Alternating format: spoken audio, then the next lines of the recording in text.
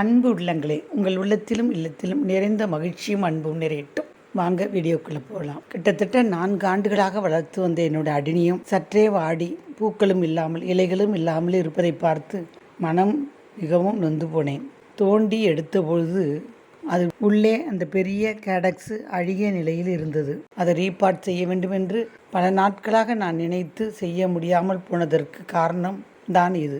எந்த வேலையுமே நாம் உடனே செய்ய வேண்டும், இல்லையென்றால் செடிகள் அதனுடைய பலனை காட்டிவிடும். ஒவ்வொருவரும் செடியை நேசிப்பது போல செடியை கண்காணிப்பதையும் செடியை வளர்ப்பதிலும் செடியை பாதுகாப்பதிலும் மிகவும் கவனமாக இருக்க வேண்டும். இல்லை என்றால் 4 ஆண்டுகளாக வளர்த்து வந்த இந்த அடினியும் இந்த நிலைக்கு வந்திருப்பது என்னுடைய தவறுதான். நீங்களும் இதேபோல் தவறு செய்திருக்கிறீர்களா? உங்கள் வீட்டிலும் இந்த மாதிரி அடினியம் அழுகியிருக்கிறதா? நான் இந்த செடியை ரீபார்ட் செய்வதற்காக எடுத்தபோதுதான் இந்த நிலைமை. இப்பொழுது அதை வெட்டி விட்டு மஞ்சள் பத்து போட்டு சாப் தடவி கொஞ்ச நாள் விட்டு பிறகு நடலாம் என்று நினைக்கிறேன். நீங்கள் என்ன செய்தீர்கள் என்பதை எனக்கு கமெண்ட் செய்யவும்.